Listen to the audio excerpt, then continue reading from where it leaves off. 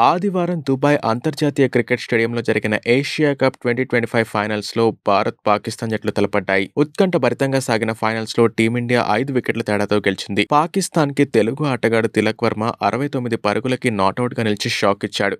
చివరి వరకు క్రీజ్‌లో నిలిచి గుర్తుండిపోయే ఇన్నింగ్స్ ఆడాడు. అతనికి శివం దూబే 33 పరుగులు, సంజు శాంసన్ 24 పరుగులు చేసి సహకరించడంతో భారత్ ట్రోఫీని కైవసం చేసుకుంది. సాధారణంగా టీమిండియా అతిపెద్ద విజయాలు సాధిస్తే మేనేజ్మెంట్ అభినందిస్తుంది, నగదు బహుమతితో సత్కరిస్తోంది. గత ఏడాది టీమిండియా టీ20 వరల్డ్ కప్ గెలిచిన నేపథ్యంలో బీసీసీఐ భారీ నజరానా ప్రకటించింది. బీసీసీఐ ఛాంపియన్స్ ట్రోఫీ అందుకున్నప్పుడు కూడా ప్రైజ్ మనీ ప్రకటించింది. ఇప్పుడు ఏకంగా ఏషియా కప్లో విజయం సాధించిన తర్వాత టీమిండియాపై మేనేజ్మెంట్ కనకవర్షం కురిపించింది.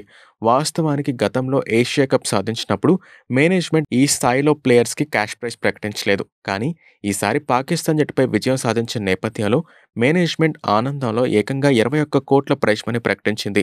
జట్టుకి అలాగే సపోర్టింగ్ స్టాఫ్కి ప్రైజ్ మనీ పంచుతోంది. ఏషియా కప్ ప్రైజ్ మనీ 2 కోట్లుంటే టీమిండియా మేనేజ్మెంట్ ఇచ్చిన ప్రైజ్ మనీ ఏకంగా 21 కోట్లుండడం విశేషం. దీన్ని బట్టి క్రికెట్‌కి అలాగే ప్లేయర్స్‌కి బీసీసీఐ ఎంత ప్రాధాన్యత ఇస్తుందో అర్థం చేసుకోవచ్చు. ఇదే ఊపులో టీమిండియా టీ20 వరల్డ్ కప్ గెలవాలని, సూర్య నాయకత్వంలో వరుస విజయాలు సాధించాలని అభిమానులు కోరుతున్నారు. ప్రస్తుతం టీమిండియా దూకుడు చూస్తుంటే అది సాధ్యమవుతుందేమోనని అభిమానులు ఆకాంక్షిస్తున్నారు. మరోవైపు భారత మేనేజ్మెంట్ ఆ స్థాయిలో నగదు బహుమతిని ప్రకటించడానికి నెటిజన్స్ ప్రశంసిస్తున్నారు. ఆటకు దక్కిన గౌరవం అంటూ పేర్కొంటున్నారు.